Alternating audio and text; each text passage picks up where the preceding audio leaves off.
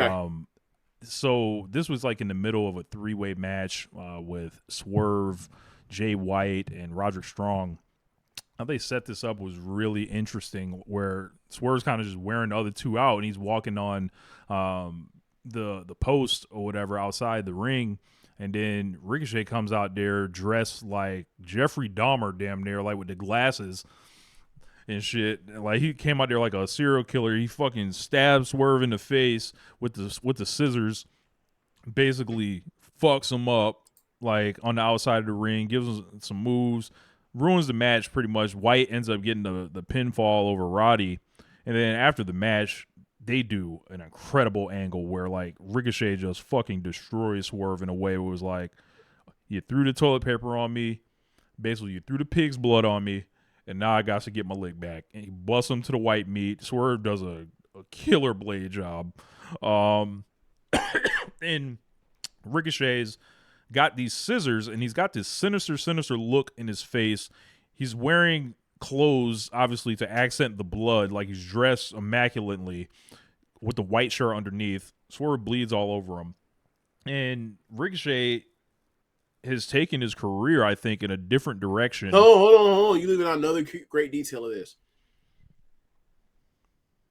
He starts headbutting Swerve with his bald head into the blood, and like the blood's on his forehead. The blood is stuck on Ricochet's forehead. I've never really thought of it that way. As far as like, I never really seen that visual I can think of. I thought it was great. It's like, yeah, man, like think how many times we've seen fight or, MMA or boxing where like there's a nigga with a bald head, Vander Holyfield putting that bald head into the way, bald head hitting the other person's hand, he's out there cutting people. Yeah. And then like I watched this and I was just like, wow, like Ricochet has bought himself another 5 years, I think, like as like on his career essentially, like because we talked about essentially where I think he's basically as an athletic Marvel star performer, like being just Ricochet that we always knew. I think he reached the end of the line like 3 months into AEW with that. And what this is going to allow him to do and the places is going to go, stuff I'm like kind of like seeing that's happening and, kind of know what's down the road. I think he's going to have one of the most interesting characters like that I don't think anybody would have ever saw in the cards for him, just because of like, I think people have always had concerns about his talking ability for good reason. His character, if you think about it, this guy's never really got those opportunities to flex those muscles. It's like these things are like, I don't even know if they've atrophied, as if they've never been like, he's never hit that weight machine before. Like he's never tried this stuff. He's never had someone believe in him before and be like, you know what, we're going to give you a story about you. It's never happened before. So like, and obviously he's in there with a guy that's like a master at this, like as far as like bringing shit out of people.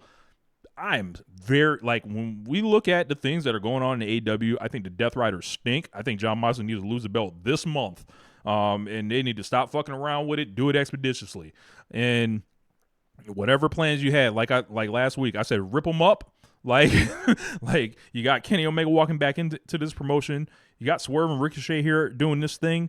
And you got Will Ospreay hanging Fletcher around. Fletcher and Ospreay. Pick someone up. Like, I'm sorry, like just like this shit is like you have Kazuchika Okada in the afterglow of having an all-time match as well. Yeah, Ricochet's doing better character work than Moxley, and I think it's gonna bear out even more in the coming weeks. Could you imagine? I think it's on. I think that gap. No, Rich, go back. Let's go back 6 months. Can you imagine if ever actually saying that?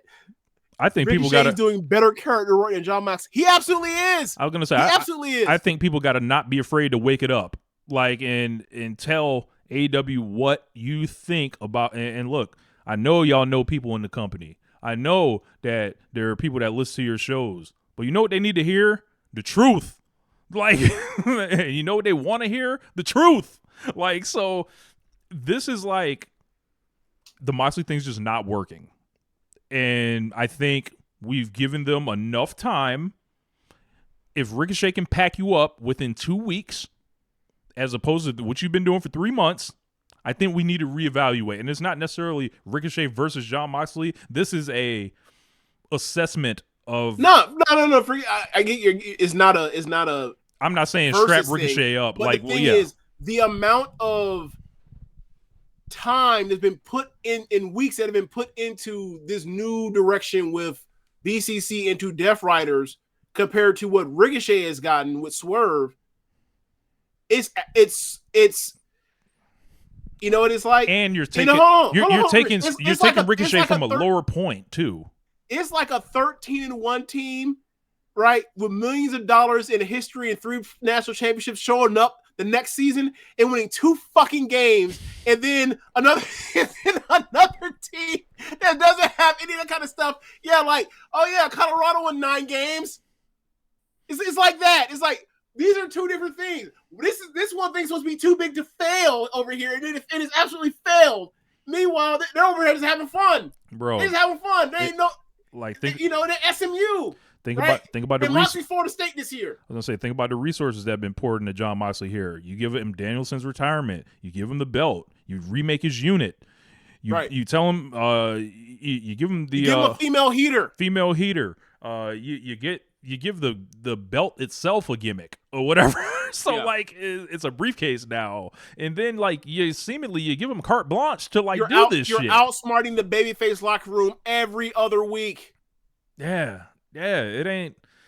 You're beating multiple people on pay-per-view. Like, it's like, all right, man, let's. I think it's a wrap, man. Like, I think it's a wrap, and the way just Swerve and Ricochet as an example, I think it's going to continue to outshine this, however long it goes, and then we can look around the card elsewhere. It ain't like Death Rider's gonna be able to stand up to much else either.